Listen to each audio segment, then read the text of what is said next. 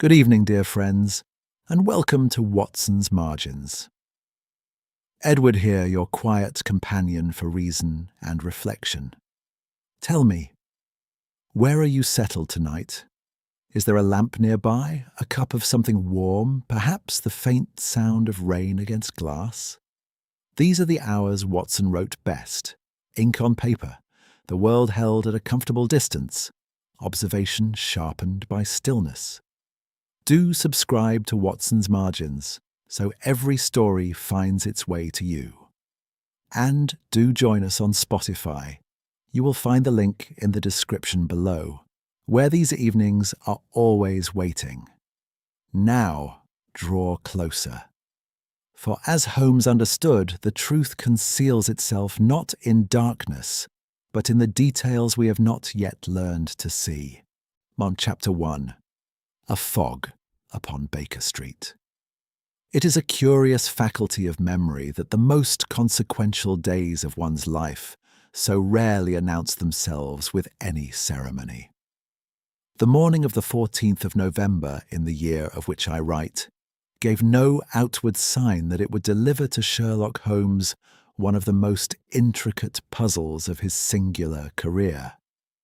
There was only the fog, thick and yellow and absolute, pressing itself against the windows of our Baker Street rooms, as though the world beyond had simply ceased to exist.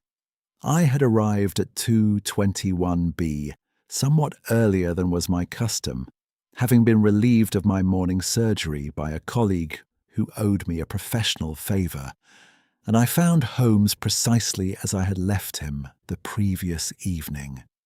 Draped across the settee in his mouse-coloured dressing gown, surrounded by the debris of what appeared to be a chemical investigation of some complexity. A rack of test tubes occupied the mantelpiece. A Bunsen burner hissed quietly upon the deal table. And Holmes himself regarded the ceiling with an expression of supreme vacancy that I had long since learned to associate not with idleness, but with the most intense interior activity. "You are earlier than I anticipated, Watson," he said, without moving or shifting his gaze from the plaster above him. "My morning was unexpectedly free," said I, settling into my armchair and reaching for the morning paper, which lay, I noticed, already thoroughly annotated in Holmes's cramped pencil script. "Then you may be of use presently," he replied. "We shall, I think, have a visitor before 11 o'clock. I looked up from the paper. "Indeed? Yeah, and how do you arrive at that conclusion?" He unfolded himself from the settee with the languid grace of a cat and crossed to the window, peering down through the murk toward Baker Street below. "Because I have had a note," said he simply, and handed me a small card from the mantelpiece, which I had entirely failed to notice. The card was of good quality, cream-coloured and engraved with the name Mr. Edwin Harcourt, solicitor, together with a Holborn address. Below the engraving, in a neat, controlled hand, were the words, "I trust you will receive me at 10 o'clock upon a matter of some urgency. The discretion of your methods is, in this instance, of the first importance." "A solicitor," said I. "Then the matter is likely legal in its nature." "Almost certainly, though whether it is legal in its methods remains, as yet, an open question." Holmes returned to his chemical apparatus and made several adjustments with the air of a man performing a ritual. "The note arrived by messenger at 7 this morning. Our Mr. Harcourt rose early and composed his request with considerable care. Observe that there is not a single crossing out or emendation. A man who writes with such precision under conditions of urgency is either a lawyer of long practice or a man accustomed to concealing his emotional state behind formal language. In this case, I rather suspect both.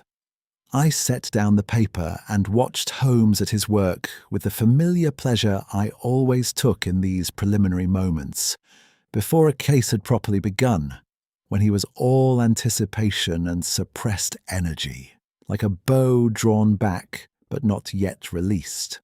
Outside, the fog thickened almost imperceptibly, and somewhere in the street below, a horse blew hard against the cold. Mr. Edwin Harcourt arrived at 11 minutes to 10 by my watch. Mrs. Hudson showed him up with the promptness she reserved for visitors, whose dress suggested professional standing, and the man who entered our sitting room was indeed sharply presented. Tall, slightly lean, somewhere in his middle 50s with close-cropped grey hair, and the kind of face one associates with the drawing up of careful documents. His coat was of excellent cut, his cravat was pinned straight, and his gloves were held in his left hand with the automatic precision of a man who does nothing carelessly.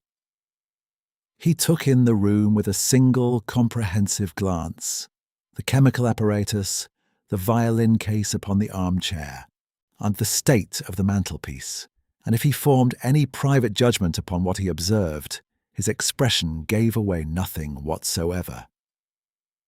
"Mr. Holmes," said he, "and Dr. Watson, I presume." He bowed slightly to each of us. "I am grateful that you are able to receive me." "Pray sit down, Mr. Harcourt," said Holmes, himself taking the chair opposite. "You represent the Ashcombe family, I believe." The solicitor paused just perceptibly. "I do. I have served as solicitor to the family for some 23 years. I had not supposed that fact to be widely known in connection with my visit here." "It is not," said Holmes equably. "Your cufflinks bear the initials L.A., worked in a style some 30 years old and of Surrey workmanship. They are not yours by birth. Your hands are a working man's hands. I, however, refined the work, but were given to you, I should judge, as a mark of personal regard. The late Sir Lionel Ashcombe was known to reward long service in precisely such a fashion. I take it you are here on behalf of his estate." Mr. Harcourt regarded Holmes for a moment with an expression I could not quite name. It was not astonishment precisely, but something more controlled, a recognition rather than a surprise. "You are correctly informed," said he at length. "The matter concerns Sir Lionel's estate, and it is, I must tell you, of the most serious and delicate character." He set his gloves upon his knee with deliberate care and began his account.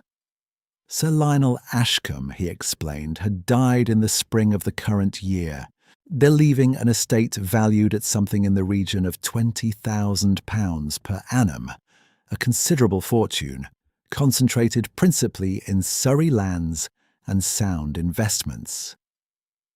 His sole acknowledged heir was his daughter, Miss Eleanor Ashcombe, a young woman of 25, whose legitimacy and claim had never, until very recently, been the subject of any doubt. That doubt had now arisen, and in the most troubling of fashions. A cousin of the late Sir Lionel, one Mr. Percival Ashcombe, had returned from several years abroad, Argentina, Mr. Harcourt believed, and had indicated through his own solicitors an intention to contest the inheritance. The grounds of this contest were specific. Percival Ashcombe had caused it to be known that the entry in the parish registry of St. Matthew's Church, Woldingham, recording Eleanor's birth, appeared to have been altered. If the original record showed that she was not, in truth, the legitimate daughter of Sir Lionel, then under the terms of the will, the estate would pass to the cousin. "And the register," said Holmes, who had listened to all of this without moving a muscle of his face. "That," said Mr. Harcourt, "is where the matter becomes still more disturbing. I visited St. Matthew's last week in the company of Reverend Matthew Caldwell, who holds the cure there and is the custodian of all parish records. We examined the relevant entry together. It is my considered opinion, Mr. Holmes, though I am no expert in such matters, that the entry has indeed been interfered with. There is something about the ink and the surface of the parchment that is not right. The fog pressed closer against the glass. Holmes was very still for a long moment, his fingers pressed together in the attitude of concentration that I knew well. "You have done wisely to come to me, Mr. Harcourt," said he at last. "There is a science to the examination of documents, just as there is a science to any other inquiry, and sentiment or supposition are of no more use here than they are elsewhere. I shall require access to the register itself, introductions to all parties concerned, and your complete candour. Can you undertake that last?" "I can," said Harcourt without hesitation. "Then I will take the case." Holmes rose, and there was about him, suddenly, that quality of focused purpose which transformed him in an instant from the languid experimenter of an hour ago into something altogether different, sharper, straighter, and formidably alive. "Watson, I trust your afternoon is also free. We shall want to be in Surrey before this fog lifts and obscures what evidence the light of day may yet preserve." I said that my afternoon was entirely at his disposal, and reached for my coat. Outside, the fog lay upon Baker Street like a held breath, and somewhere beneath its yellow canopy the business of the city carried on, unknowing and indifferent. I had learned in my years with Sherlock Holmes to find something almost companionable in such mornings. They were, more often than not, the mornings upon which the most interesting things began. This, as it proved, was to be no exception. Chapter 2. The Ashcombe Townhouse. The fog had thinned somewhat by the time we reached Bloomsbury. Though it had not surrendered its hold upon the afternoon without a struggle, it clung to the iron railings and pooled in the angles of doorways, giving even the most respectable streets a quality of vagueness, as though the city itself were reluctant to be seen too clearly. Our cab set us down before a handsome Georgian terrace in a quiet square, the kind of address that speaks of established wealth without ostentation, the house of a family that has never needed to announce itself. Mr. Harcourt had preceded us by a quarter of an hour, having arranged by telegraph that the household should expect our visit. A manservant of considerable gravity admitted us, and conducted us through a hallway hung with portraits in oils. Sir Lionel's ancestors regarding us from their gilt frames with the collective expression of men who had found the world satisfactory and expected it to remain so.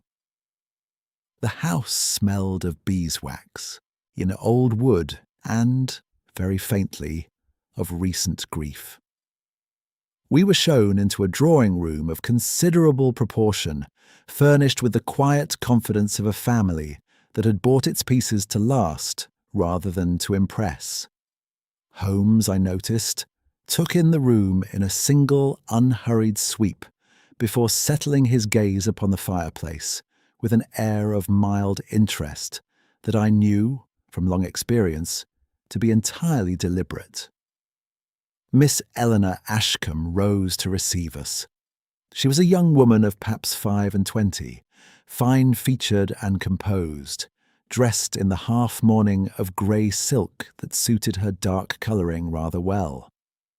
Grief had not broken her, but it had drawn her face fine, and there was behind her careful composure the particular strain of one who has been managing a great anxiety for some considerable time. She greeted Holmes with directness and extended her hand without the hesitation that some ladies showed toward a man of his particular reputation. "Mr. Holmes," said she, "I am grateful you have come. I trust Mr. Harcourt has given you the substance of the matter." "The outline," Holmes replied, accepting the offered chair. "I prefer to receive the detail from those most immediately affected. You will forgive me, Miss Ashcombe, if my questions are at times more personal than the occasion might seem to warrant." "I have nothing to conceal," she said quietly, and there was in her voice neither defiance nor the excessive protest of guilty self-consciousness, only the level firmness of a person accustomed to trusting in the truth of things. It was at this point that the door opened to admit Percival Ashcombe.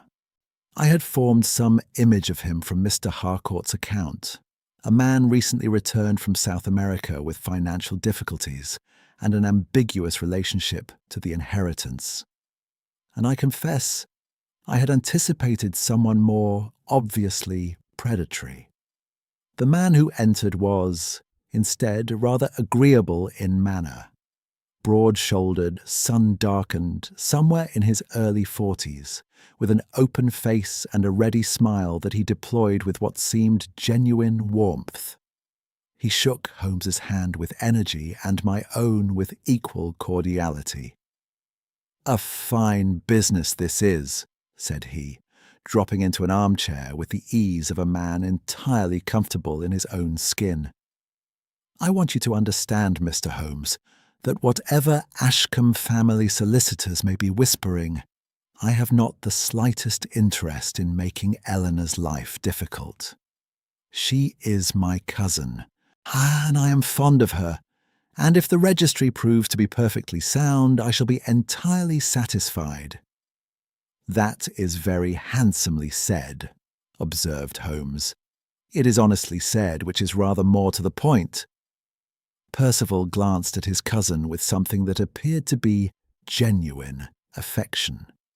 "I have engaged my own man to look into the matter simply because it was brought to my attention, and I felt it could not honourably be ignored. But I am not a villain in this piece, whatever impression you may have received." Holmes smiled briefly and said nothing. It was a habit of his that I had observed many times, the deliberate refusal to confirm or deny an impression, leaving the other party uncertain of his ground.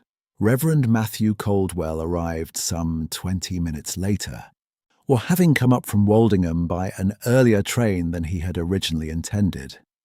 He was a mild, scholarly man of perhaps 60, with the slightly distracted manner of one whose attention is habitually divided between the world as it is and some interior landscape of books and reflection.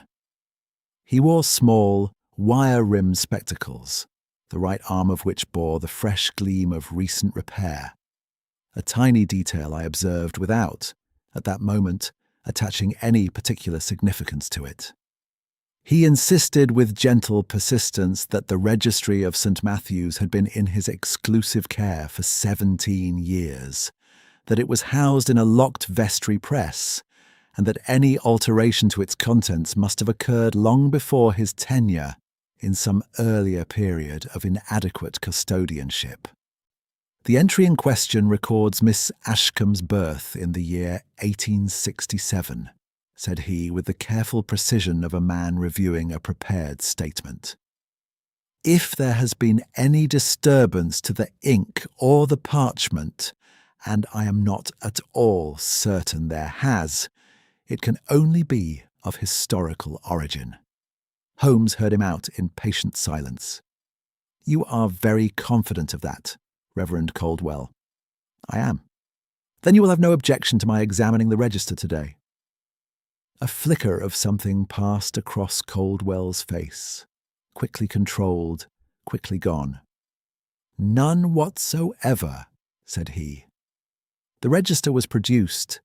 Mr. Harcourt had arranged for it to be brought under secure custody to the townhouse, and it now lay upon the writing table in a cloth wrapper, a heavy volume bound in calf, its spine worn with the handling of generations. Holmes drew on a pair of thin cotton gloves before he opened it, a precaution that produced, I noticed, a certain attentive stillness in everyone present. He worked with a small lens, his pocket magnifier, which he carried habitually, and a patience that filled the room with silence. The rest of us waited. Miss Ashcombe sat very straight in her chair, her hands folded in her lap. Percival had stopped smiling. Reverend Caldwell examined his own boots. Harcourt stood slightly apart, his gloves held once again in his left hand, his face a professional mask.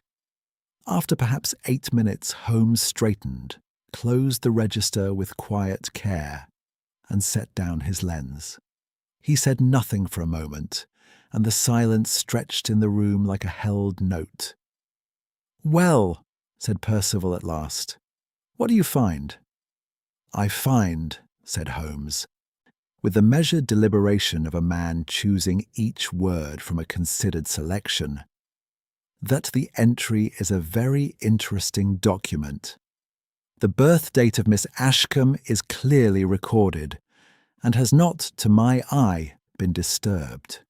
However, the surname of the mother presents certain anomalies that I should wish to examine under conditions of rather better light and rather better equipment than are available to me here." He paused. There is a faint abrasion beneath the current ink. The fibres of the parchment at that point have been subjected to mechanical stress, and the oxidation pattern of the overwritten strokes is not consistent with the age of the surrounding text. Miss Ashcombe drew a slow breath. "What does that signify?" "It signifies," said Holmes quietly, "that someone has been at this page. Whether recently or in some more distant past, I am not yet prepared to say. I shall need to carry the register to my rooms for a more thorough analysis." He looked at Harcourt. "You can arrange for it to remain in my custody overnight?"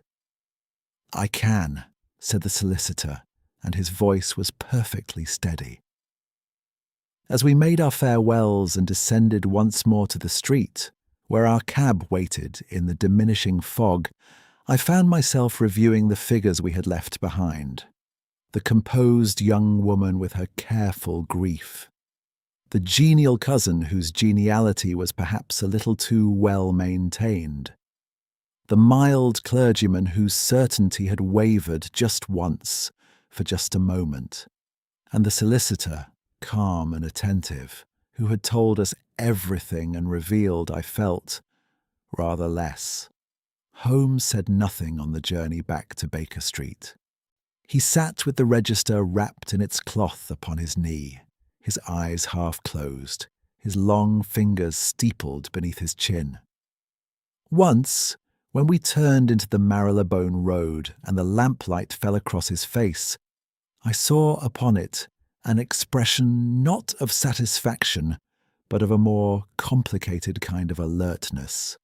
The look of a man who has found where he expected a question, something that is beginning, very faintly, to resemble an answer. I did not disturb him. There are silences in which Sherlock Holmes does his best work, and long acquaintance had taught me the virtue of leaving them undisturbed. Chapter 3. The Central Disturbance. 2 days passed in which Holmes barely spoke to me at all. This was not in itself unusual. Then there were periods in our shared life at Baker Street when he withdrew so completely into his own processes that my presence in the sitting room seemed to register upon him no more than the furniture did. He ate little, slept irregularly, and spent a great portion of both nights at his chemical table, where the register lay open under a powerful lens beside a series of glass slides that he prepared with the focused intensity of a watchmaker attending to a particularly delicate escapement.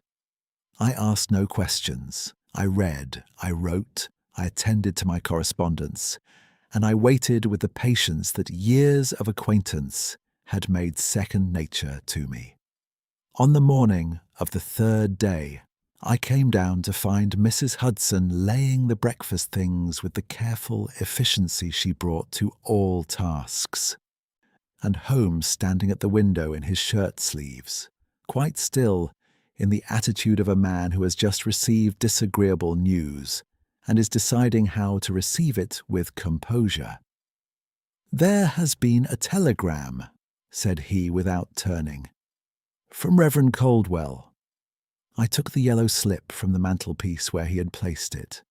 The message was brief and its contents startling.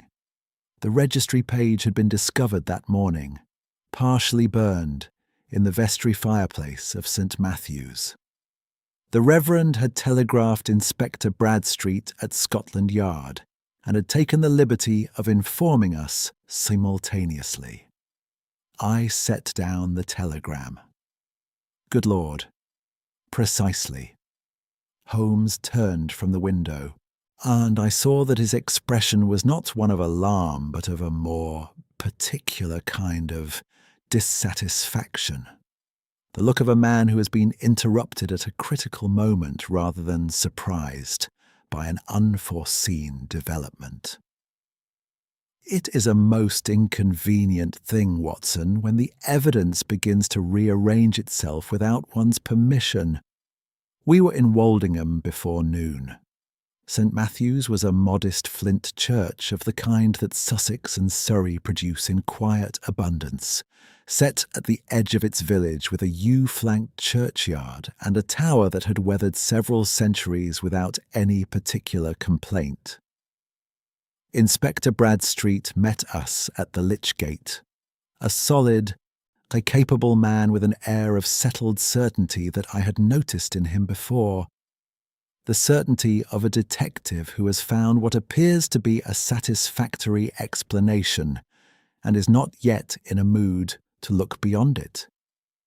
"Mr. Holmes," said he with the civil but slightly guarded greeting of a professional who values assistance less unreservedly than he values credit.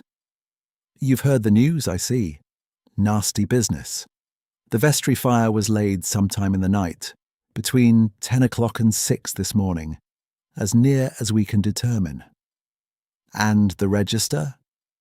Returned to the church yesterday afternoon, as arranged, under Harcourt's supervision. It was in the vestry press at 9 o'clock last evening. At 6 this morning, Caldwell found the press unlocked, and the page—" He gestured towards the church door. "Well, you had better see for yourself." The vestry was a low, stone-flagged room adjoining the chancel, smelling of candle wax and old hymnals and the particular cold that accumulates in ecclesiastical spaces regardless of the season. A uniformed constable stood near the hearth, a plain, functional fireplace set into the north wall, before which the burned remnant of the registry page had been placed upon a sheet of brown paper for examination. The damage was considerable, but not, I saw at once, complete. The outer margins of the page had caught and charred. The lower third was ash, but a substantial central portion, though smoke-darkened and fragile, retained its text. Holmes crouched beside it, with an alertness that was almost physical in its quality. He said nothing for a long interval, and neither Bradstreet nor I disturbed him, and the inspector, I noticed, bore this with less equanimity than I did, shifting his weight from foot to foot and consulting his watch rather more often than the occasion demanded. "The fire began at the margin," said Holmes at last, addressing no one in particular. "Not at the disputed line. A man burning this page to conceal a specific alteration would have placed the document face down upon the grate and ensured the critical passage was the first to go." He rose, brushing nothing from his knees, a habit merely, and turned to examine the hearth itself with the same focused attention. The fire was insufficient. It was allowed, or arranged, to fail before its work was complete. "Or the guilty party was interrupted," said Bradstreet, with the air of a man offering a correction. "Perhaps," said Holmes, but in a tone that contrived to be both polite and entirely non-committal. He spent a further quarter of an hour in the vestry, examining the stone floor near the hearth, the press itself, a heavy oak cabinet whose lock showed no sign of forced entry, and, at some length, the binding edge of the register, which had been returned to its place after the partial page had been removed for examination. I watched him note, with a careful eye, something near the lower hinge of the press. 2 small, circular impressions in the accumulated dust of the stone floor, as though something cylindrical had recently rested there. He said nothing about this to Bradstreet. What the inspector did say, as we gathered again in the churchyard afterward, with the thin November sun doing little to warm the air, was that his own inquiries had led him to a conclusion. The Percival Ashcombe, he explained, had been seen in the village the previous evening. A railway porter at Woldingham station recalled a man answering Percival's description, alighting from the last London train. Percival had provided no account of this to the police. His financial circumstances were, Bradstreet understood, severely impaired. His motive was plain. His opportunity was now established. And if certain acid traces reported by his constable as having been observed among Percival's personal effects at his London lodgings, proved upon analysis to be consistent with the treatment of iron gall ink. "Then you have your man," said Holmes pleasantly. "I rather think we do," said Bradstreet with undisguised satisfaction. Holmes looked out across the churchyard with an expression of benign abstraction. You have established his presence in the village. You have proposed a motive. You have yet to explain how he obtained a key to the vestry press." Bradstreet's satisfaction moderated slightly. "A man with a pressing need to destroy a document will find a way." "Quite so," said Holmes. "And a man with a pressing need to destroy a document will generally ensure that it is, in fact, destroyed." He paused, and a small frown passed across his face like a cloud's shadow. "I should like to know who holds duplicate keys to that press, Inspector." It emerged upon inquiry of Reverend Coldwell, who received us in his cold little rectory with the manner of a man braced for unpleasantness, that the vestry press possessed 3 keys in total. 1 held by the Reverend himself, 1 deposited with the church wardens, and 1 that had been cut some years previously at the request of Mr. Harcourt, who had occasion, in his capacity as family solicitor, to consult the parish records on behalf of the Ashcombe estate. Coldwell delivered this information with the reluctance of a witness giving evidence that he would prefer not to give, and added, somewhat hastily, that he was entirely confident Mr. Harcourt had at no time made improper use of the privilege. On the train back to London, Holmes was quiet again, but it was a different quality of quiet from the abstracted silence of the preceding days. He sat upright, his eyes open, watching the Surrey fields give way to the southern suburbs, with an attention that was directed, I felt, not at the landscape, but at something entirely internal. Once, he took a small envelope from his coat pocket. I examined its contents briefly under the carriage window's grey light and replaced it without comment. "The wax," he said suddenly as we drew into Victoria. "I beg your pardon?" "Near the hearth, Watson. 2 small impressions in the dust, and between them The ghost of a wax drop, very small, very fresh, and not of the ecclesiastical variety. Ecclesiastical wax is soft and dull. This was hard and had a faint sheen. He stood as the train slowed, reaching for his hat. It is a particular kind of sealing wax. I have seen it before and recently. Where, I am not yet prepared to say aloud, but I shall have it in due course.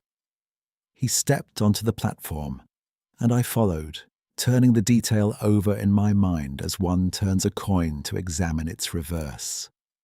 The burn pattern, the undestroyed alteration, the vestry key. Oh, and now a drop of sealing wax beside a cold hearth. Separately, each was suggestive. Together, I could not yet make them cohere into a single picture. But I had learned that coherence in Holmes's hands was never far off. The question was only who would regret it most when it arrived. Chapter 4.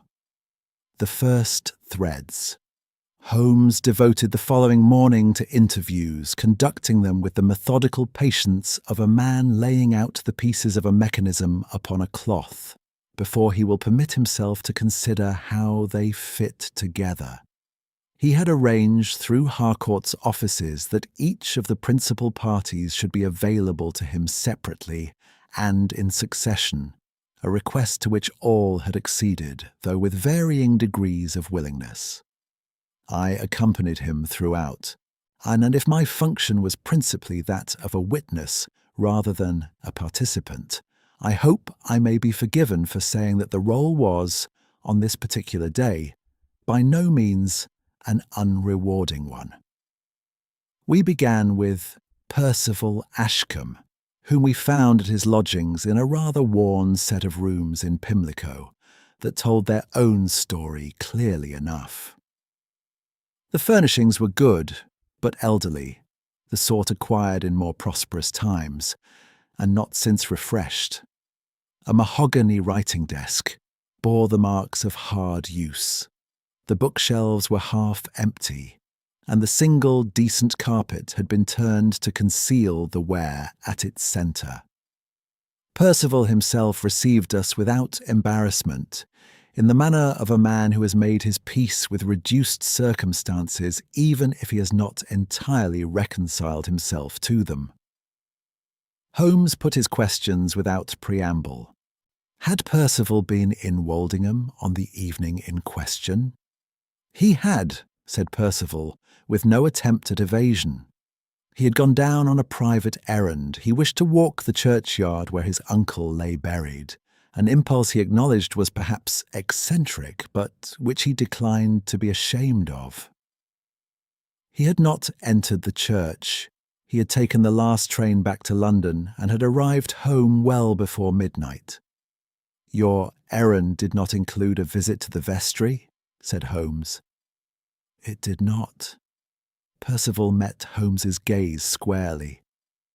"I have no key to anything at St. Matthew's, Mr. Holmes, and I have never pretended otherwise. If Bradstreet has concluded that my presence in the village is proof of guilt, he is welcome to his conclusion. But proof it is not." "The acid traces among your effects," said Holmes. "How do you account for those?" Here, for the first time, Percival's composure showed a seam. "I cannot," he said, after a pause. "I have no acid of any description in my possession, to my knowledge. If traces were found, I cannot explain them. I can only tell you that I did not put them there." Holmes nodded once, as though filing this away, and rose to take his leave. On the staircase, descending, he said nothing, and I held my own counsel.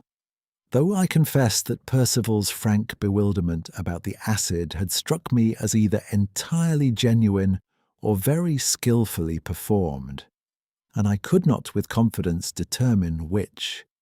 Miss Eleanor Ashcombe received us next at the Bloomsbury Townhouse, which was in a small sitting room at the rear of the house that felt rather more personal than the formal drawing room of our earlier visit. a room actually lived in, with a work basket beside the chair and a half-finished letter upon the secretary desk. She had composed herself since our first meeting, but the composition was effortful. One sensed it the way one senses ice on a still pond, by the quality of the stillness rather than by any visible crack. Holmes's questions to her were gentler in their address, though not, I think, in their intent. He asked about her father's final months, his health, his temperament, his relationships with those around him. She answered fully and without apparent reservation, describing Sir Lionel in his decline as a man of unimpaired mind, but diminished physical strength, devoted to his daughter, anxious about the future of the estate, and, here she hesitated for a fraction of a moment, increasingly unsettled in his relations with Mr. Harcourt. Unsettled in what respect? Holmes asked. I overheard them quarrel, said Miss Ashcombe, perhaps 6 weeks before my father died. I did not hear the whole of it. I was not eavesdropping intentionally. But my father's voice was raised, which was most unlike him, and I caught the words, entirely without my sanction, and I will not have it managed in this fashion. I do not know the subject of the dispute. When I asked my father afterward, he was dismissive, and I did not press him. She paused. I have wondered about it since. You were right to tell me, said Holmes simply. Our final interview of the morning was with Harcourt himself at his chambers in Holborn. A precise, well-ordered set of rooms that expressed the man's character as accurately as any personal statement could have done. Everything in its place, nothing superfluous, the surfaces clean and the files arranged with an exactitude that spoke of long professional habit. Harcourt received us at his desk and bore Holmes's scrutiny with the equable patience of a man entirely at his ease, which, I had begun to suspect, was itself a kind of performance. He had brought, at Holmes's prior request, a selection of correspondence from Sir Lionel's final year, and these he laid before us with an air of cooperative transparency that was entirely convincing on the surface. The letters showed Sir Lionel as Harcourt had described him, declining in health but sound in mind, attentive to the details of the estate, and consistently deferential to his solicitor's guidance in legal matters. There was no estrangement between you in his final weeks? Holmes asked, turning one of the letters over in his hand with apparent idleness. None whatever, said Harcourt. Sir Lionel and I were of one mind on all material questions. Holmes set the letter down and looked at Harcourt with an expression of perfect amiability. Forgive me, I have been remiss. You had a mark upon your cuff when last we met that I failed to remark upon at the time. He nodded toward Harcourt's left wrist. A chemical residue of some kind, I thought. A professional hazard, perhaps, in your line of work? There was the briefest pause, so brief that I might have imagined it. I keep a small dark room, said Harcourt smoothly. I am an amateur photographer. The chemicals are a perennial nuisance to one's linen. Of course, said Holmes pleasantly. Do you use iron gall solvent in your developing process? Harcourt looked at him with an expression of polite puzzlement. I confess I am not familiar with the compound in that context. I use the standard photographic developers, nothing exotic. Holmes smiled and asked nothing further on the subject. It was only when we had regained the street and turned our steps eastward toward the city that I spoke. He answered very readily. He answered very promptly, said Holmes, which was not quite the same observation, and with the particular fluency of a man who has considered in advance which answers he may be required to give. He walked in silence for 6 paces. "Did you notice his boots? Watson." I confessed that I had not paid his boots especial attention. Harcourt is a meticulous man. His linen is impeccable, his coat pressed, his papers in perfect order. Yet this morning, his left boot carried a faint trace of Surrey clay at the heel, reddish, quite distinctive, of the variety one encounters on the footpaths between Woldingham Station and the church. He paused at the curb to allow an omnibus to pass. "He told us he had not been to Woldingham since accompanying you and me on our initial visit. The clay disagrees." I turned this over. "Then he was there, on the night of the fire." "On some night since our visit," Holmes said carefully. "I would not yet place him at the fire specifically. But I shall, in time, place him somewhere he has taken considerable pains to tell us he was not." He hailed a passing cab with a raised hand and turned to me as it drew up. "The curious thing, Watson, is not any single thread we have pulled today. It is the pattern of the weave. Percival cannot explain the acid. Eleanor overheard a quarrel whose subject Harcourt has just told us did not exist. And a man who claims not to have left London carries upon his boot the specific soil of a Surrey churchyard." He climbed into the cab and gave the Baker Street address with the composure of a man in no particular hurry, which meant, as I had long since learned, that the hurry was entirely internal and altogether considerable. I settled in beside him and said nothing, watching the grey city stream past the window, and thinking, as I often did at such moments, and that the most instructive thing about sharing a life with Sherlock Holmes was not the solutions he arrived at, but the quality of attention he brought to the journey toward them. Chapter 5. Silent Reconstruction. Holmes went alone to Woldingham. He told me so at breakfast on the Thursday entirely without preamble, in the manner of a man announcing that he intended to take an umbrella. He would be gone most of the day. I was not to expect him before evening.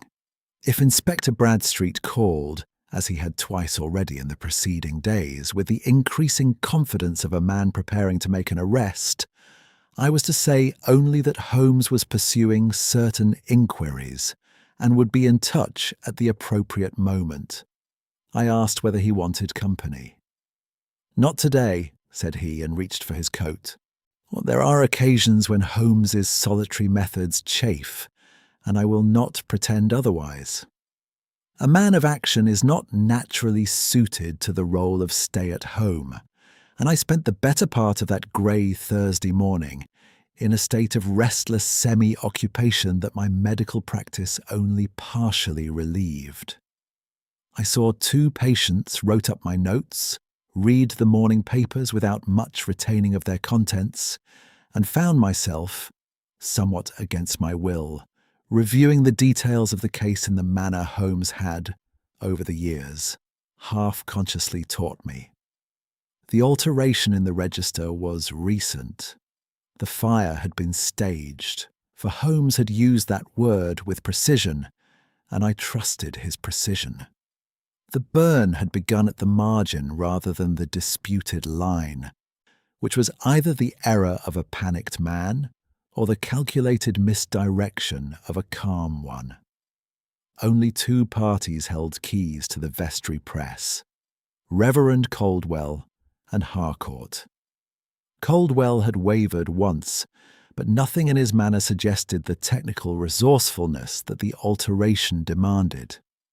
Harcourt's boot had carried Surrey clay. Harcourt's cuff had carried chemical residue that he had explained away as photography, an explanation smooth enough to satisfy a less attentive ear than Holmes's. And Sir Lionel, in his final weeks, had quarrelled with his solicitor over something that Harcourt had since described as nothing at all. I set the papers down and looked at the ceiling for a while, in unconscious imitation of a habit I had observed 1,000 times. The ceiling offered nothing. Holmes returned at 6:30, a mud on his boots and a quality of contained energy in his movements that I had come to recognize as the particular animation of a man who has spent a day in productive solitude. He declined dinner. Mrs. Hudson received this intelligence with her customary resignation, accepted a cup of strong tea, and settled into his armchair with the register open across his knees and a series of notes spread upon the cushion beside him. I waited. "The vestry hearth," he said at last, "is 31 inches wide and set 18 inches deep. The grate sits 4 inches above the hearthstone." He paused, sipping his tea. "I measured it this afternoon and reconstructed the burning angle from the char pattern on the fireback. A page introduced into that hearth face up and ignited at the lower margin would burn in precisely the pattern we observed. Face down, and with a deliberate application of flame to the critical portion, the damage would have been entirely different, concentrated, thorough, and decisive. So the fire was not intended to destroy the alteration. The fire was intended to be found, said Holmes. That is the crucial distinction. It was not destruction. It was theatre. He turned a page of his notes with one finger. I also spent some time with the ink samples I removed from the register on our first examination. Under the microscope this afternoon, I confirmed what I had suspected. The compound used to overwrite the original surname is of modern manufacture. It is not the iron gall mixture standard to parish records of the 1860s. It contains a proportion of synthetic dye, aniline-based. I believe that was not available in England in any commercial form before the late 1870s at the earliest. I leaned forward. Then the alteration cannot possibly be of the age Coldwell suggested. It cannot. Whoever made it either did not know or did not trouble themselves to ascertain the precise chemical composition of the original ink. They matched the colour tolerably well by eye, well enough to pass a casual inspection, but not the substance. Holmes closed the register and set it aside with the deliberate care he always showed toward objects of evidentiary value. The scraping of the original surname was done with a fine blade, a penknife or a surgical instrument, applied in short, controlled strokes. It is not the work of a hasty hand. It required patience, a steady nerve, and some prior knowledge of documentary technique. Harcourt would possess all three. Holmes looked at me with what I can only describe as a brief, approving attention. He would. The question that remains is not of capability, but of precise mechanism.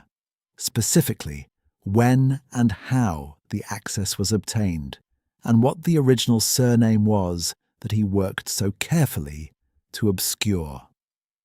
He rose and went to the window, where the night had settled firmly over Baker Street, and the gas lamps stood in their familiar halos.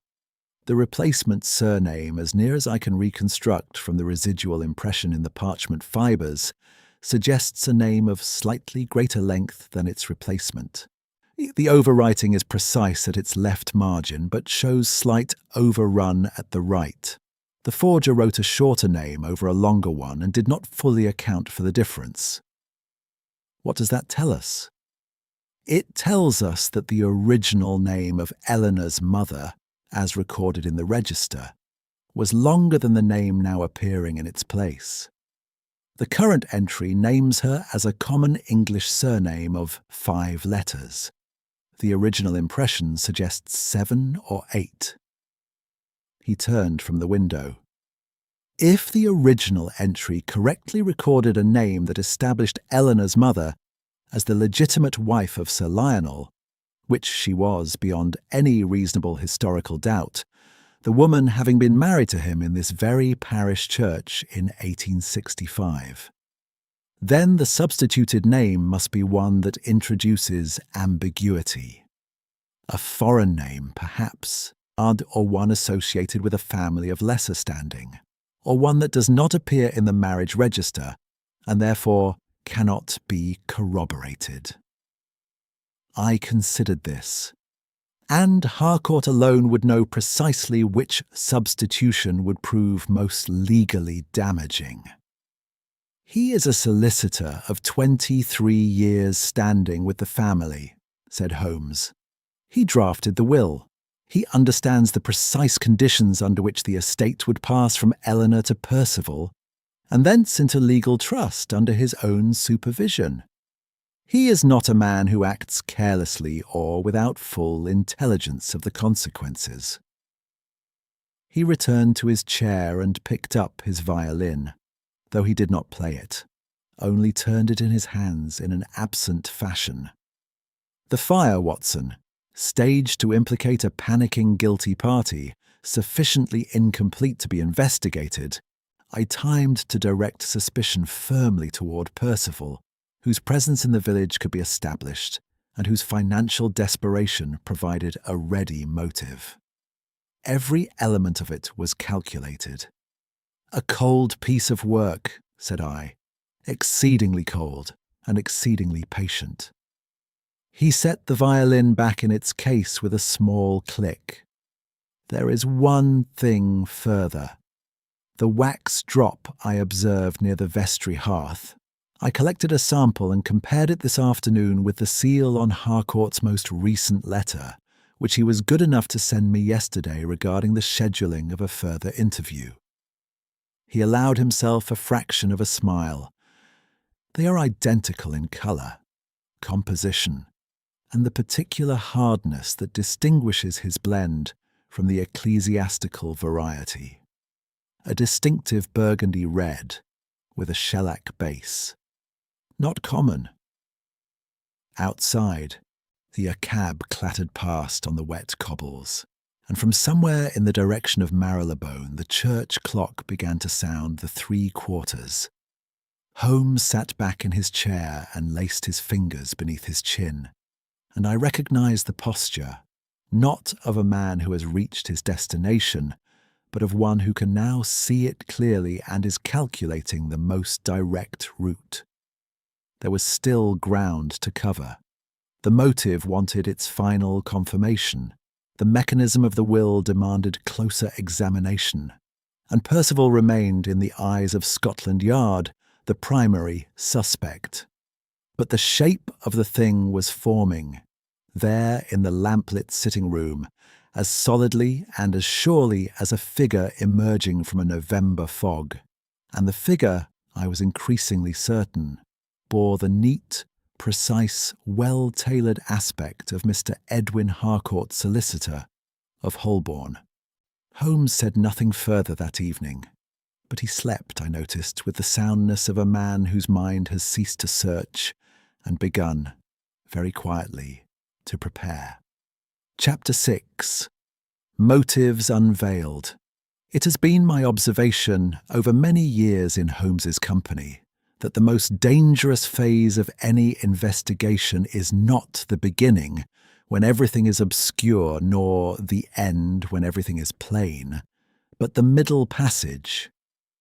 That particular stretch of inquiry during which the evidence has accumulated sufficiently to suggest a conclusion, yet insufficiently to compel one. It is at this point that lesser minds commit themselves prematurely, and it was at this point that I found myself, on the Friday morning, in the unenviable position of believing I understood the essentials of the case, while Holmes continued to behave as though the most important work remained undone. He spent the morning at the desk, writing. This was unusual enough to draw my notice. Holmes was not, by temperament, A correspondent, he communicated when the investigation required it and otherwise preferred the telegraph. But on this occasion he wrote at some length, sealing 3 separate letters before noon and dispatching them by Mrs. Hudson's boy, with instructions that replies were to be brought directly to him, regardless of the hour. I asked no questions and he offered no explanations, and we lunched in an amicable silence that I had long since ceased to find uncomfortable. At the first reply arrived at 2:30. A thin envelope from a firm of city solicitors whose name I did not recognize. Holmes read its contents standing at the mantelpiece, returned the letter to its envelope, and placed the envelope in the inner pocket of his coat without a word. The second reply came at 4 o'clock, by a messenger in the livery of one of the Inns of Court, and Holmes received it with the particular quality of attention he reserved for information he had specifically anticipated. He read it twice, which was itself noteworthy, and then looked up at me with an expression I could not immediately interpret. "Sit down, Watson," said he. "I want to think aloud for a moment, and you will be good enough to tell me where the logic fails." I settled into my chair with the willingness of a man who has been waiting to be consulted and is glad the waiting is over. "Sir Lionel's will," Holmes began, pacing before the fire with his hands clasped at his back, "contains 2 material provisions.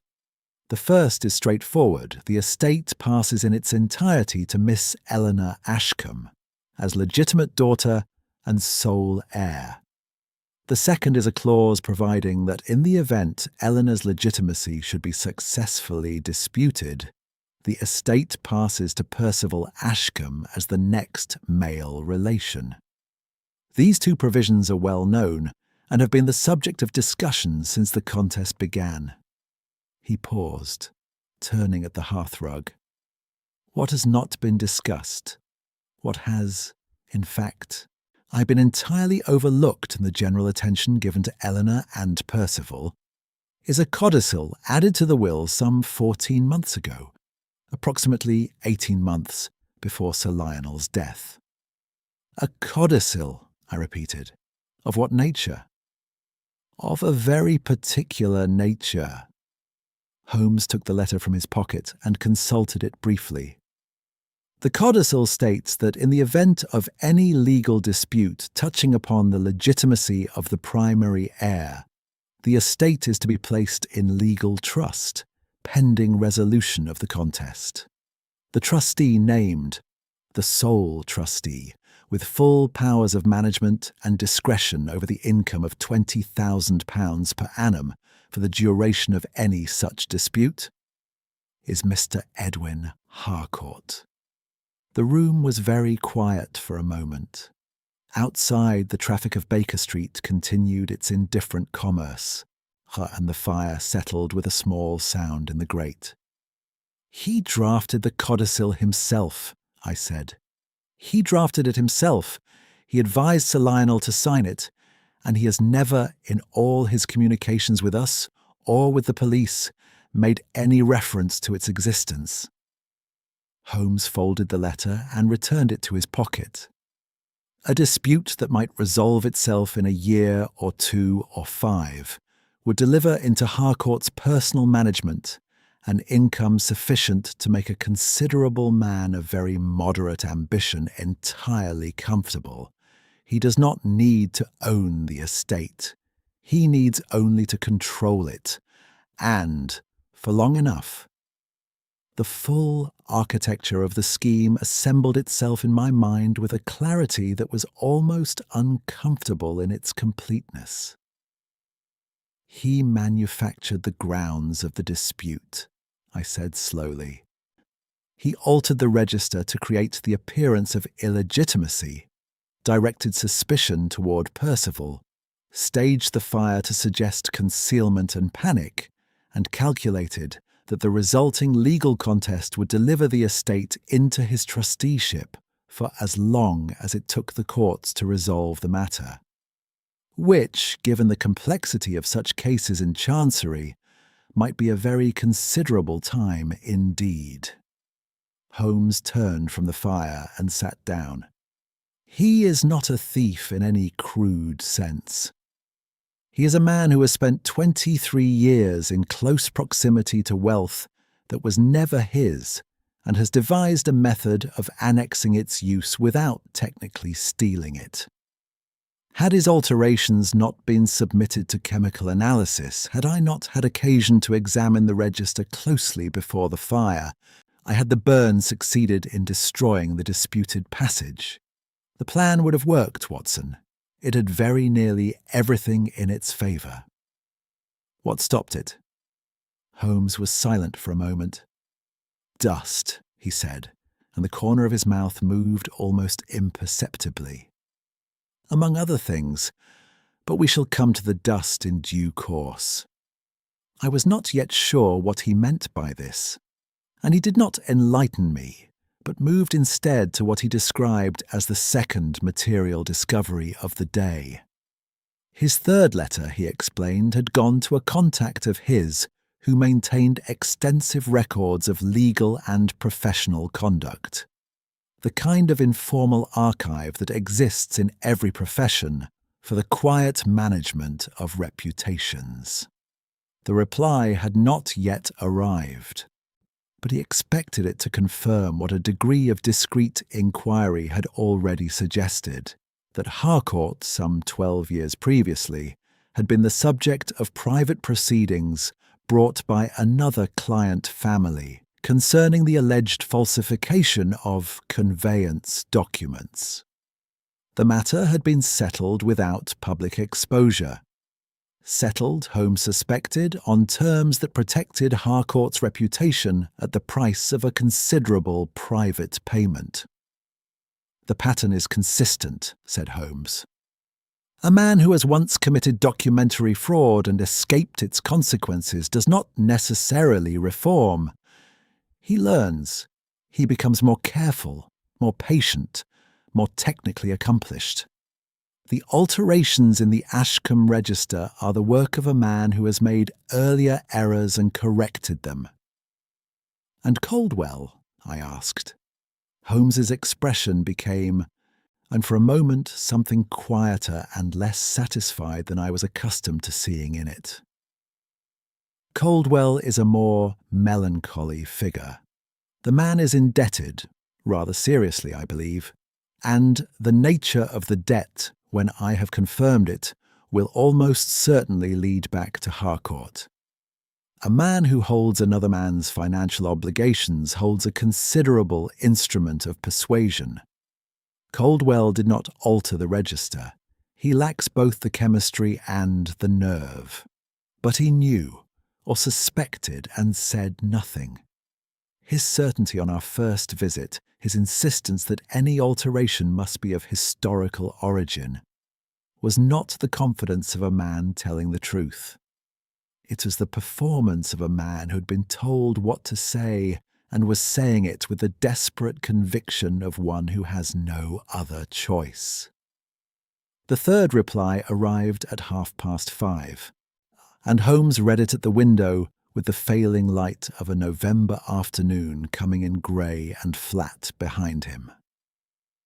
When he turned, his face had the expression I had come to associate with the closing phases of a case, a kind of austere satisfaction, stripped of any trace of the theatrical, that was more telling in its restraint than any open display of triumph could have been. "It is as I supposed," he said simply. "Harcourt's earlier irregularity involved a family named Coniston in Shropshire.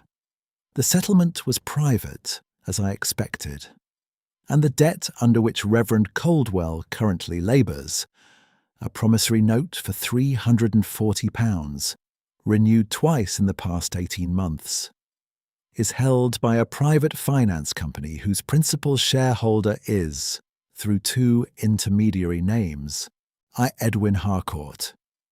He set the letter down on the mantelpiece and looked at me levelly.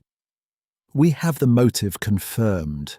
We have the means established. We have the physical evidence, the wax, the clay, the ink chemistry, the codicil.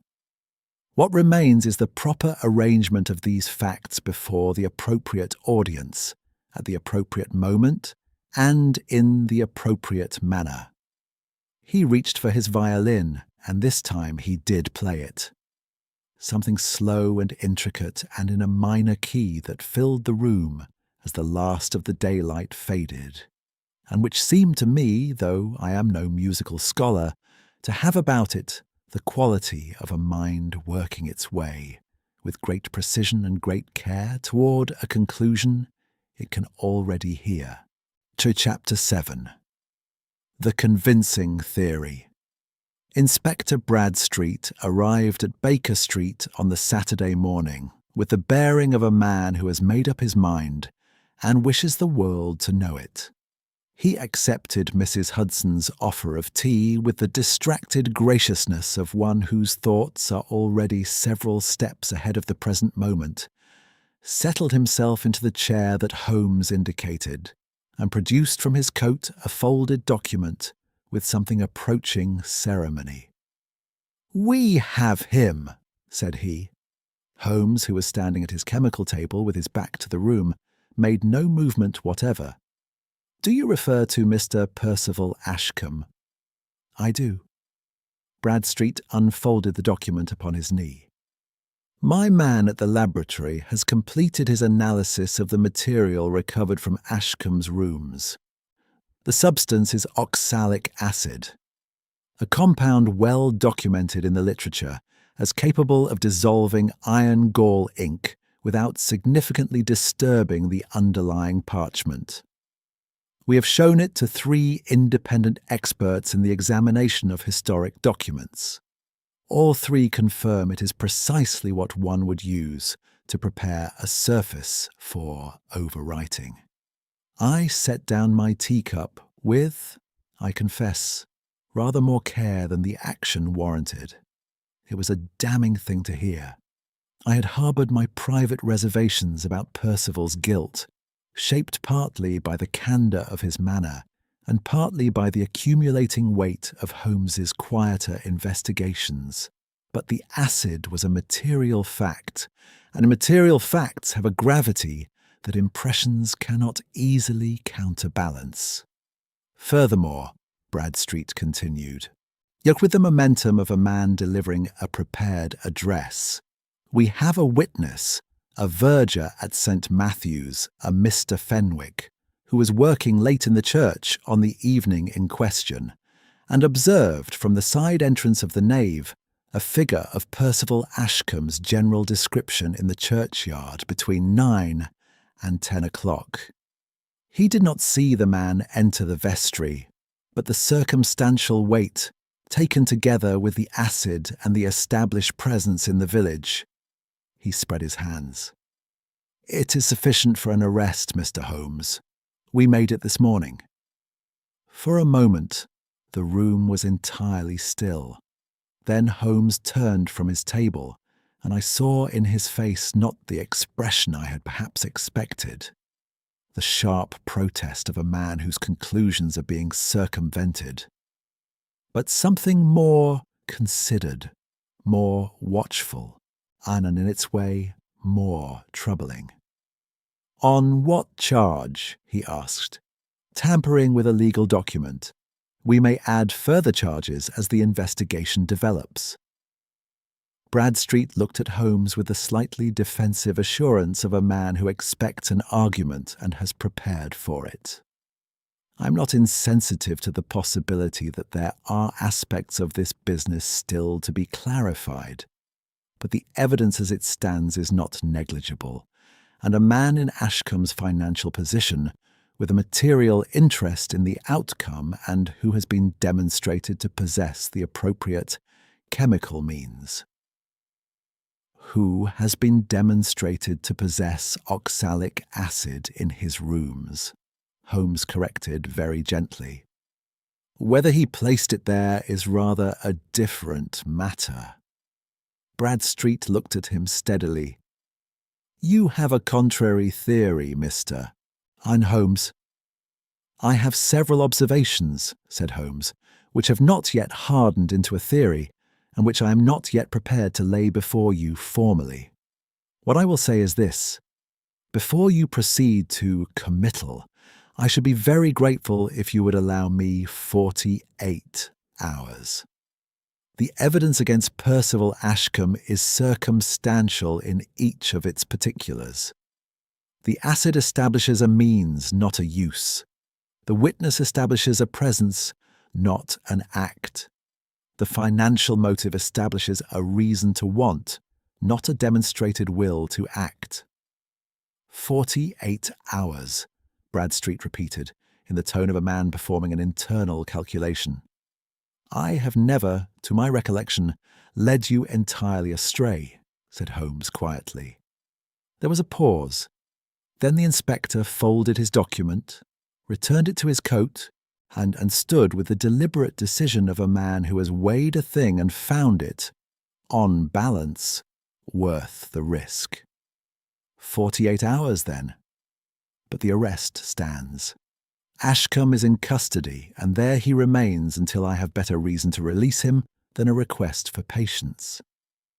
When Bradstreet had gone, I found that I had been forming and discarding sentences for several minutes, and had arrived at none worth uttering. Holmes returned to his chemical table, and for a time the only sound in the room was the small, precise noise of glass against glass. You believe him innocent, I said at last. I believe the case against him was constructed, said Holmes without looking up, which is a subtly different position, though it leads to the same practical conclusion. He set down the pipette he had been holding and turned. The acid, or Watson.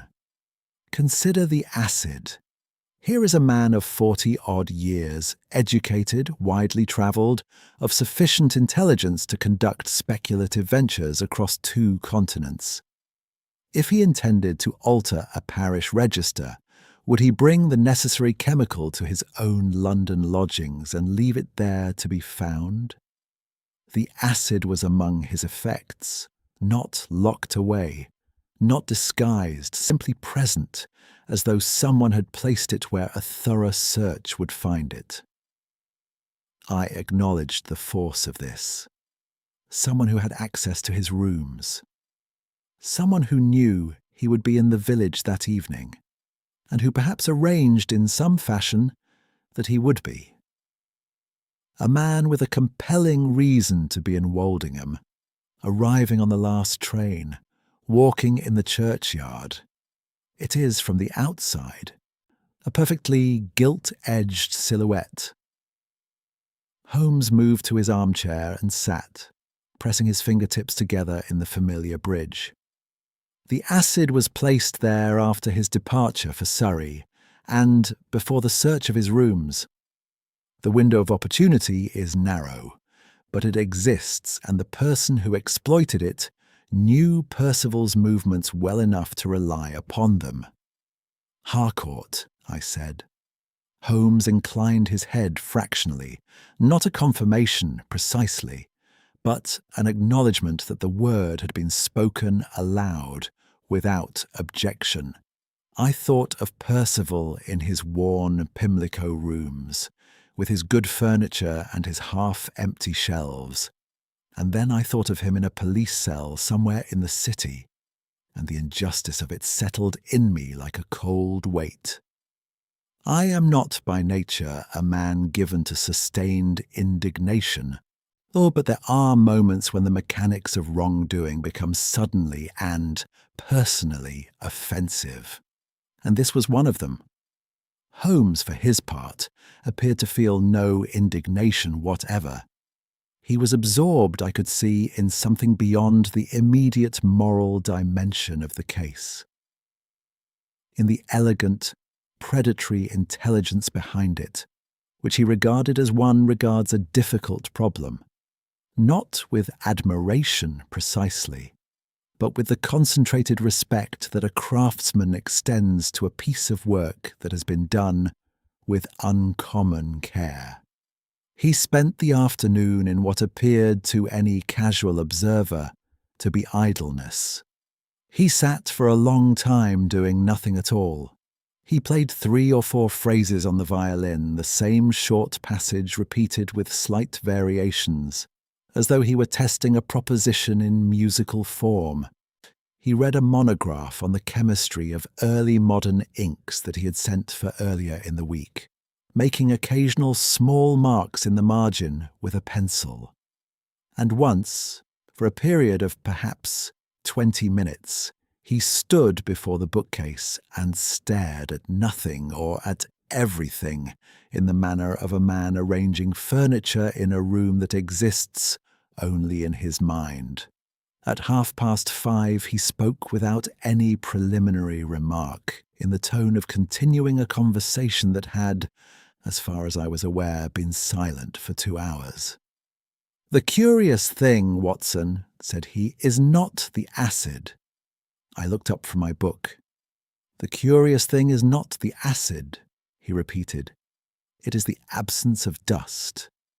He picked up his violin again and played the same short passage, once more to its quiet conclusion. Then he set it down and reached for his pipe, and said nothing further.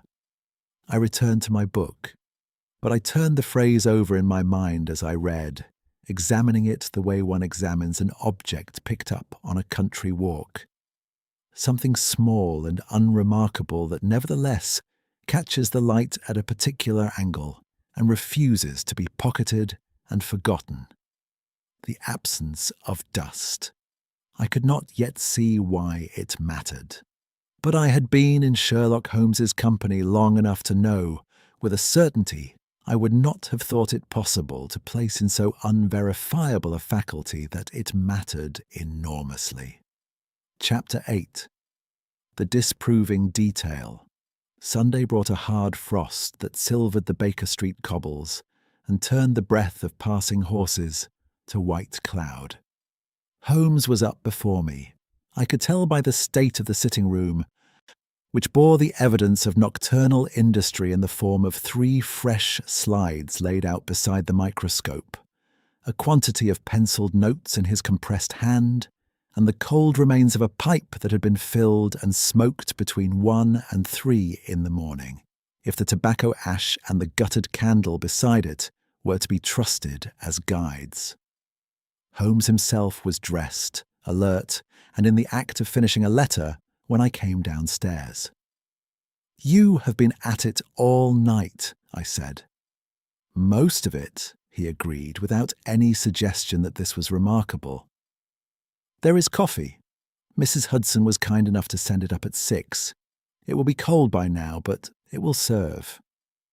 I poured myself a cup and settled into my chair, watching him seal the letter with a plain wafer. I noticed he did not use his own wax, and address it in a hand deliberately more upright than his natural script. He caught my eye as he finished. "To Bradstreet," he said, requesting that he delay any committal proceedings until tomorrow afternoon at the earliest. I have told him I expect to have something concrete to lay before him by then. And do you? He set down the pen and picked up the topmost of his pencilled sheets. "Let me tell you about the vestry bookshelf," he said. I had not, until that moment, heard Holmes make any specific reference to a bookshelf in the vestry. I said so. "You saw it," he said, in the tone of patient correction that he employed when he wished to make a didactic point without appearing to lecture. "You stood within 4 feet of it when we examined the charred page on the hearthstone. A plain deal shelf running the length of the north wall, bearing the overflow of the parish record collection. Christening registers, burial records, vestry account books going back to the 1740s. All of them old, all of them undisturbed for a considerable period, and all of them uniformly coated in the fine grey dust that accumulates on neglected surfaces in unheated stone buildings. He paused. Uniformly, Watson, with one exception. There is a rectangular gap in the dust approximately 14 inches wide and 9 inches deep, precisely the dimensions of the Ashcombe Parish Register, situated at the right-hand end of the second shelf. I saw it at once. The register was removed from that shelf and replaced recently, and the gap in the dust is clean-edged, which indicates the removal was deliberate and careful, not the result of casual displacement. The register was taken from that shelf, used, and returned. The press, the locked cabinet in which Reverend Caldwell told us it was kept, appears to have been something of a fiction, or rather a recent rearrangement. The register was habitually kept upon the open shelf, where any holder of a vestry key could reach it without the additional business of unlocking a cabinet. I considered this. But Percival never held a vestry key. He did not. He could not have removed the register from that shelf, used it, and replaced it. And yet the evidence of the shelf, the clean rectangular gap, the undisturbed dust on either side, tells us plainly that someone did exactly that, and with sufficient care not to disturb the neighbouring volumes. Holmes set down the sheet. It is, taken alone, a small thing, but small things in aggregate become irresistible. He rose and went to the mantelpiece, taking down a small glass vial from among the chemical specimens arranged there. "The wax," he said, holding it to the window light. The fragment inside was a deep, distinctive burgundy, with the hardness and sheen he had described previously. I have been in correspondence with a firm in the city that supplies specialist sealing materials to the legal profession. This particular formulation, the colour, the shellac concentration, the density, is produced by a single manufacturer and supplied, in this city, to fewer than 30 regular customers. The list of those customers, which my contact obtained for me through means I need not specify, contains one name that will not surprise you. "Harcourt," I said. "Edwin Harcourt, solicitor, Holborn. Established customer of 11 years standing." He replaced the vial. "He uses it on all his professional correspondence." I compared the fragment from the vestry hearth with the seal on 3 of his letters to me under the microscope this morning. The match is exact, not merely similar, but chemically and physically identical. It struck me as he spoke that the evidence against Harcourt was now considerable in its breadth and entirely consistent in its direction. And yet, each individual element, presented alone, might admit of an alternative explanation. The clay on the boot. He might have walked in Surrey for innocent reasons. The chemical residue on his cuff. Photography, he had said. The wax, he might argue, if pressed, that the fragment had been brought to the vestry on a previous legitimate visit. It was only when the elements were assembled together, as Holmes was now assembling them, that their collective weight became something that could not be deflected by any single alternative account. "The police theory," I said, "relies on evidence that was placed for them to find. Yours relies on evidence that no one thought to conceal." Holmes looked at me with a brief, approving attention. "That is very well put, Watson. The acid in Percival's rooms was an obvious plant, too obvious upon reflection, though I grant it served its immediate purpose admirably well. But the wax drop beside the vestry hearth, the clay on Harcourt's boot, the chemical residue on his cuff, the rectangular gap in the shelf dust, None of these were concealed, because none of them were anticipated. A man of Harcourt's intelligence conceals what he knows may be looked for. He cannot conceal what he does not know will be examined. His previous forgery, I said, following the thought. He escaped that through settlement and silence. He had no experience of an investigation that looked beyond the obvious. He had never, before this, encountered an investigation that looked at shelf dust. Holmes allowed himself a slight smile, dry, brief, self-aware. It is, I concede, a somewhat specialized interest. He returned to his desk and picked up a second letter, this one already sealed, which he had evidently prepared earlier. There is one remaining matter that wants confirmation before I am ready to act. The codicil establishes motive. The physical evidence establishes means and presence, but I want the original surname. The name Harcourt scraped from the register and replaced. I believe I know what it was, and I believe the marriage register of St. Matthew's will confirm it, if Reverend Coldwell has not been instructed to make it unavailable. You think Coldwell would suppress further evidence? I think Coldwell is a frightened man with a creditor who has very long reach, said Holmes, with neither sympathy nor censure in his voice. Whether he would actively obstruct an inquiry is a question of how much courage remains to him. I suspect rather more than Harcourt has accounted for. Men in his position frequently discover, when the moment arrives, that there is a limit to what they will do. He held the second letter up briefly. This is to Coldwell. I have told him that Harcourt's position is not as secure as it was 48 hours ago, and that his own best protection now lies in full and prompt cooperation. I have not threatened him. I have simply told him the truth, which is sometimes more persuasive. He handed both letters to me and asked me to take them down to the hall table for the afternoon post, and I did so, pausing on the landing to look out through the narrow window at the frosted square below, where a sparrow was picking its determined way across the iron geometry of a garden railing with the focused purpose of a creature to whom the cold is simply a condition of the world and not a reason to alter its intentions. When I returned to the sitting room, Holmes was at the microscope again, his eye to the lens, his whole posture expressing the compact, self-contained absorption of a man from whom all irrelevances have been shed. The police had their theory and their prisoner.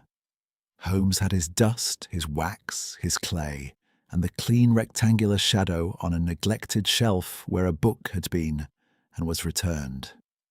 I sat down and waited, and felt, not for the first time in that room, and not for the last, the particular quality of anticipation that gathers when a conclusion is very close, and the only remaining question is how, precisely, it will arrive. It would arrive, I knew, when Holmes decided it should, and not, as was his invariable custom, a single moment before. Chapter 9.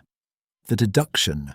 Coldwell's reply came on Monday morning, and it came not by post, but in person. He arrived at Baker Street shortly after 9 o'clock, unannounced, and, by the evidence of his appearance, having slept very little. His coat was correctly buttoned and his collar straight, but there was about him the particular dishevelment of the spirit that no amount of careful dressing can conceal. The look of a man who has spent the night in the company of a decision he could not defer beyond daybreak.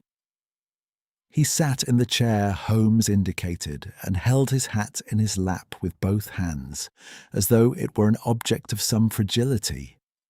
"I have come," said he without any preliminary, "because I find I cannot do otherwise." Holmes said nothing. He had arranged himself in his armchair with the stillness of a man prepared to wait as long as the occasion required. And he regarded Caldwell with an attention that was neither harsh nor encouraging, simply absolute. "I have known for some weeks," Caldwell continued, in the level tone of a man reciting a confession he has rehearsed through the night hours, "that the register had been interfered with. I did not perform the alteration. I was not present when it was done. But I hold a key to the vestry, and I know to whom the other keys belong. And when I examined the register in the days following Mr. Harcourt's visit last month, and found what I found, I said nothing." He paused. "Harcourt holds a note of mine. He has renewed it twice. I am not a wealthy man, Mr. Holmes, and the living at St. Matthew's does not admit of savings. I told myself that I was not certain of what I had seen, that perhaps I was mistaken, or that a man of Harcourt's standing could not—" He stopped and looked at his hat. "I was not mistaken, and I knew I was not." Holmes spoke then, and his voice, when it came, was quiet and entirely without theatricality. "The marriage register, Reverend Caldwell. I need you to confirm the name recorded as Sir Lionel's wife." Caldwell looked up.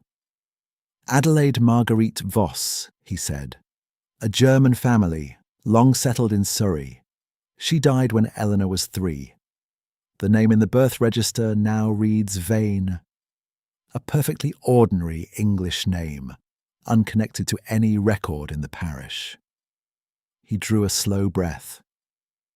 "The substitution was designed, I believe, to suggest that the birth was registered under a name inconsistent with the marriage, which would imply to anyone examining the records without full knowledge was that the child's parentage was irregular." "Precisely," said Holmes. "A name of 5 letters replacing one of 4, written over the impression of the original with sufficient skill to pass a rapid inspection, but insufficiently aged to withstand chemical analysis." He rose from his chair. "You will be required to provide a full written statement, Reverend, to be placed before Inspector Bradstreet this afternoon. I will not pretend to you that your position is comfortable, but cooperation at this stage is the most material service you can render, to yourself as much as to Miss Ashcombe."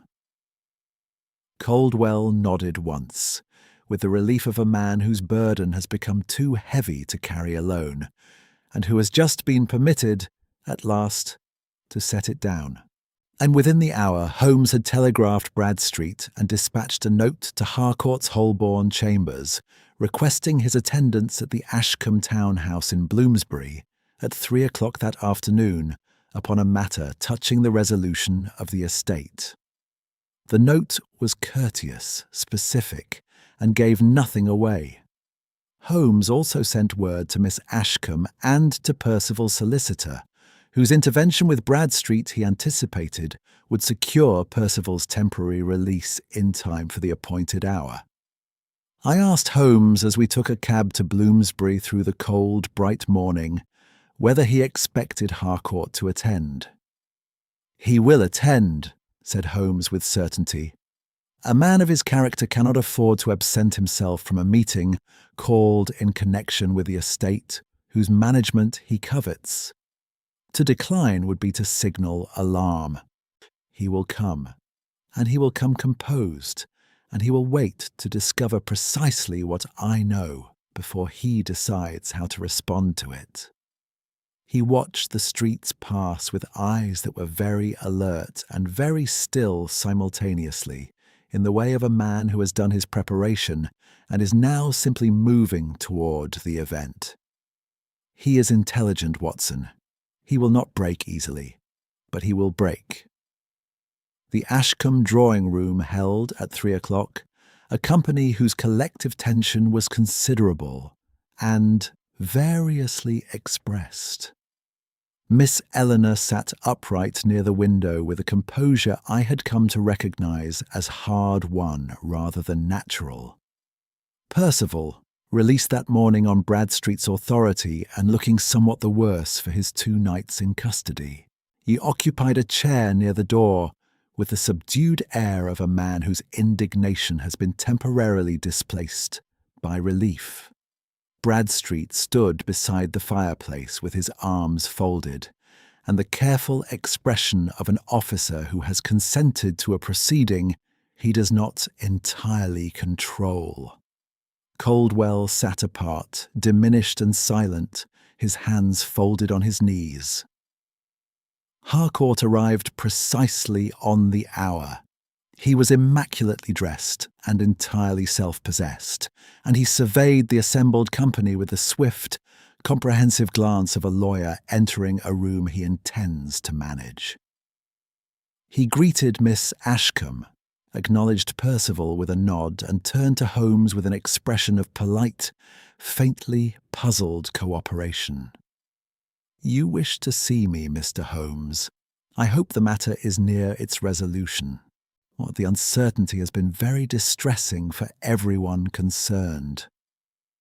"It is near its resolution," said Holmes. "Pray sit down." He stood before the fireplace, not theatrically, not as a performer preparing a performance, but in the manner of a man who has something clear and specific to say, and intends to say it without embellishment. What followed was the most methodical exposition I had ever heard him deliver, and I had, over the years, heard a considerable number. He began with the register itself. The alteration was recent, he explained, and demonstrably so. The ink was of modern manufacture, containing synthetic compounds unavailable at the date the entry purported to have been made. The scraping beneath the current ink had been performed with a fine-bladed instrument in controlled strokes, acted indicating preparation and skill rather than haste. The name substituted, Vane for Voss, was designed to introduce apparent inconsistency with the marriage record while remaining superficially plausible. Harcourt listened with a politely attentive expression, his hands resting quietly in his lap. Holmes then addressed the fire. The burn had begun at the margin of the page rather than at the altered line. Not the action of a man attempting to destroy specific evidence, but the arrangement of a man staging the appearance of such an attempt. The fire was insufficient, deliberately so. It was intended to be found, examined, and interpreted as the panicked action of a guilty party who had heard that the register was under scrutiny. "You had already directed attention toward Percival," Holmes continued. "His financial difficulties were known. His presence in the village that evening you could ensure, or at least rely upon. A word to the right party that his presence was required in Woldingham would have been sufficient.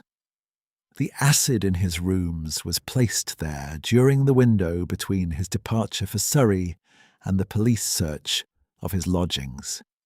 You knew his movements. You had, on some occasion of professional contact, access to his rooms, or the means to arrange such access briefly." Harcourt said nothing. His hands remained still. "The vestry," said Holmes. "You hold a key. You used it on the night of the fire and on at least one prior occasion when you removed the register from the open shelf on the north wall, not from the press, as Reverend Caldwell had led us to suppose, and made your alterations at leisure. Yea, the shelf dust records the removal with the fidelity of a witness who cannot be suborned. A rectangular gap, clean-edged, precisely the dimensions of the register. Percival Ashcombe holds no vestry key. He never touched that shelf." He paused, and the room was very quiet. The sealing wax found near the vestry hearth matches, in colour, chemical composition, and physical density, the wax you use on all your professional correspondence. It is supplied by a single firm in the city, whose records confirm you as a customer of 11 years. And the codicil to Sir Lionel's will, which you drafted, which you advised him to sign, and which you have never once mentioned in any communication with the police or with this office, places the entire estate under your personal trusteeship for the duration of any legitimacy dispute. A dispute which you manufactured, which you then attempted to obscure behind the figure of an innocent man. He stopped. The silence that followed was of a particular quality, not empty, but dense, with the weight of things that could not now be unsaid. Harcourt's composure held for a moment longer than I would have believed possible. I watched his face with the attention of a medical man who knows the physiognomy of strain, and I saw the precise instant at which the structure of his self-possession began, very quietly, to fail. Not in any dramatic fashion, not in any outburst, but in a barely perceptible sagging at the jaw and a quality of vacancy that entered his eyes, as though something that had been sustaining him from within had simply and finally given way. He looked at his hands in his lap. Then he looked at Holmes. Then he looked at no one in particular, and he said, in a voice that was almost entirely without expression, "I should like to speak to a solicitor." "That," said Inspector Bradstreet, stepping forward from the fireplace, "is an entirely reasonable request." He was very quiet as they led him out. Miss Ashcombe looked at her hands.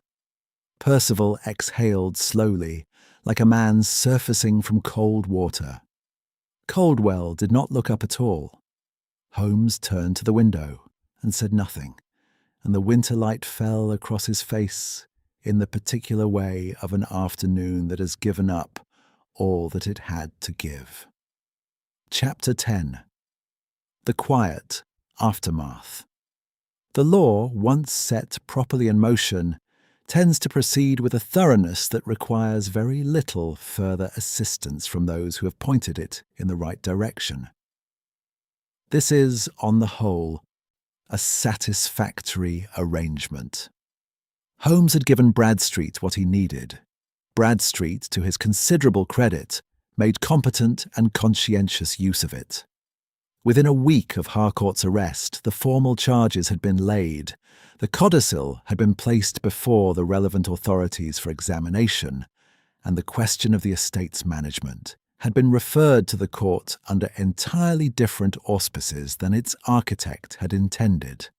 Percival Ashcombe's solicitor moved swiftly for the withdrawal of all proceedings against his client, and the withdrawal was granted without opposition.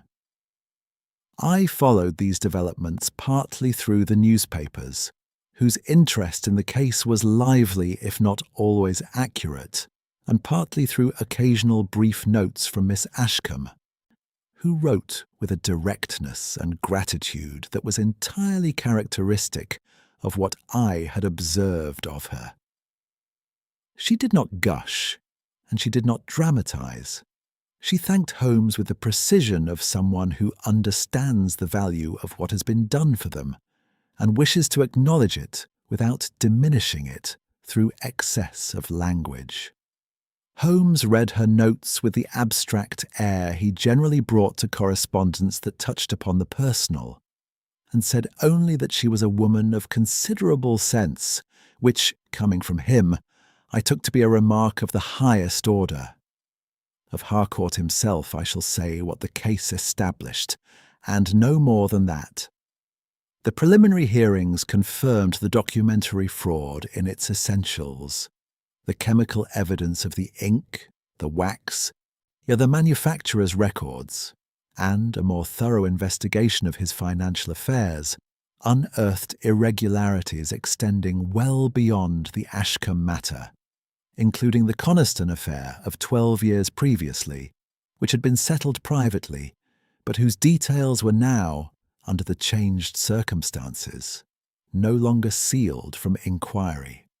He was a man who had operated at the margin of the permissible for a long time, retreating whenever the margin came too close, and who had finally, in the Ashcombe case, overreached the boundary he had spent 20 years approaching.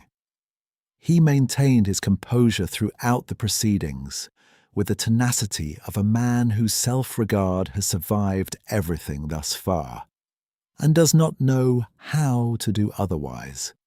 But the composure was a shell, and those who looked carefully could see that the interior had long since been vacated. Reverend Caldwell resigned his living at St. Matthew's within a fortnight of the arrest. He wrote to Holmes, I saw the letter by Holmes's own showing, a brief, dignified note expressing remorse for his silence and gratitude for the manner in which that silence had been addressed. He did not excuse himself, which spoke better of him than many more elaborate apologies might have done.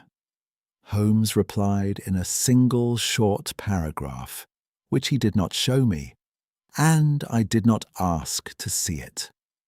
Percival Ashcombe called upon us at Baker Street on a Thursday evening some 10 days after the drawing-room scene, and I was glad to see him looking considerably more himself. The sun-darkened ease of manner restored, the brief haggardness of his custody dispersed. He brought a very decent bottle of claret, which Holmes accepted with a graciousness he did not always extend to gifts, and he sat with us for the better part of an hour, speaking with candour about his Argentine ventures, his reduced circumstances, and his intentions going forward, which appeared to be modest and realistic in equal measure. "I want no part of the estate," he said plainly, when the subject arose. "I never did, whatever Bradstreet chose to believe. Eleanor is welcome to every acre of it, and I shall make do with what I have, which is rather less than I should like, but rather more than a man in my recent position has any right to expect." He looked at Holmes with an expression that was both grateful and faintly rueful. "I confess I thought when they put me in that cell that the weight of evidence was simply too great to argue with. A man begins to doubt himself when the facts are arranged with sufficient conviction against him." "That," said Holmes, refilling Percival's glass with an attention to proportion that suggested he had been listening rather carefully, "was precisely the design. A convincing theory is more dangerous than an obvious lie. People resist lies instinctively. They submit to theories." Percival considered this. "And what broke the theory?" "Dust," said Holmes. Percival looked at him, then at me, and then laughed, a short, genuine sound entirely free of the performance I had half expected. "Dust," he repeated. "The absence of it," Holmes said, in a precise rectangular shape upon a vestry shelf. Every other surface in that room bore the accumulation of months. The gap was clean-edged and recent. No man who lacked a key to the vestry could have produced it, and you lacked the key. He set down his own glass and looked at Percival with the direct, unornamented attention he brought to the essential. Beyond that, a drop of sealing wax by the hearthstone, clay upon a boot that had no business being in Surrey, a cuff stained with solvent rather than photographic developer, a codicil that its drafter never mentioned, and the anachronistic chemistry of a modern ink on a Victorian parchment. No single element was conclusive. Collectively, they were irresistible. After Percival had gone, Holmes sat for a time in the stillness that follows, concluded things. A particular quality of quiet that I had noticed before at the resolution of cases was as though the energy that had animated the preceding days had not evaporated but simply settled, the way a river settles when it ceases to run against a current. The fire had burned low. Outside, the fog had returned, less dense than that first November morning, but present, wrapping itself around the gas lamps with the patient thoroughness of a substance that knows it will not be hurried. I was conscious, sitting there, of the peculiar privilege of the position I occupied. It is one thing to read, as the public reads, of Holmes's resolutions, compressed into the conventions of narrative, the deduction presented whole and complete, the criminal identified with satisfying finality. It is another thing entirely to have been present at each stage of the working, the chemical slides at midnight, the meticulous measurements of a vestry hearth, the letters sent and received with their careful accumulation of particular truths, the long silences in which the most important thinking was done. The conclusion in its public form would look inevitable. The process had been nothing of the kind. "You knew it was Harcourt very early," I said after a while. "Before we had the physical evidence." Holmes looked at the fire. "I suspected it before we left the townhouse on our first visit. The codicil was the key, or rather its absence from everything Harcourt told us was the key. A solicitor who has drafted a provision that directly benefits himself does not forget to mention it. He declines to mention it. The distinction is important." He paused. "But suspicion is not demonstration, and I have made the error before of moving too quickly from the former to the latter. The evidence wanted gathering, and gathering takes time. Bradstreet might have committed Percival before you were ready." "He might," Holmes conceded without great perturbation. "It would have been corrected eventually. The physical evidence was not going anywhere. But eventually is cold comfort to a man in a cell, which is why I preferred to move when I did, rather than wait for the final elegance of confirmation."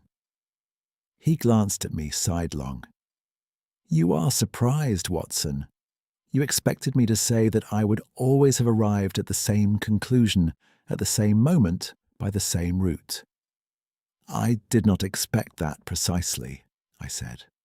"Good," he said, "because investigation is not a mechanical process, however much I may occasionally speak of it as though it were. It is an argument made under conditions of uncertainty, with imperfect instruments against a subject who is actively trying to defeat it." He looked back at the fire. "Sometimes one is fortunate. The dust was there to be seen. The wax was there to be compared. The clay was on the boot and not yet cleaned. Had Harcourt been a little more careful on any one of those points, we might have had a harder case of it." This, from Holmes, was an admission of a kind that I knew better than to treat as modesty. It was, rather, the honest assessment of a man sufficiently secure in his abilities to acknowledge their limits without anxiety. I found it, as I always did, rather more reassuring than any quantity of self-congratulation would have been. We sat without speaking for some minutes, the fire settling between us, the fog pressing gently at the window, the city going about its immense and indifferent business beyond the glass. "It is ever the smallest particles, my dear Watson," Holmes said at last, in the reflective tone of a man speaking a thought that has completed itself without his entirely intending it, "that reveal the grandest deceptions." I said nothing. There was nothing to add. I reached for my book, and Holmes reached for his violin, and the evening arranged itself around us in the quiet, companionable fashion of evenings that have earned their peace. Outside, the fog lay upon Baker Street, as it had on the morning this had all begun, patient, enveloping, and entirely indifferent to the small human dramas it obscured. But the lamp above our door burned steadily through it, as it always did, casting its particular light into the yellow murk, and I found, as I turned the pages of my book and listened to the first tentative notes of whatever Holmes had decided to play, that this was, in its modest and familiar way, entirely sufficient. Some things, I have come to believe, do not require resolution beyond their own conclusion. It is enough that Eleanor Ashcombe would keep her home. It is enough that Percival walked out of custody into the cold morning with his reputation restored. It is enough that a man who had spent 20 years trimming and adjusting his conscience until it could accommodate almost anything had at last encountered the one thing it could not accommodate, a mind that looked, without prejudice or preconception, on what a layer of dust on a neglected shelf, and understood exactly what it meant. The bow touched the strings, the fog pressed at the glass, the fire burned on.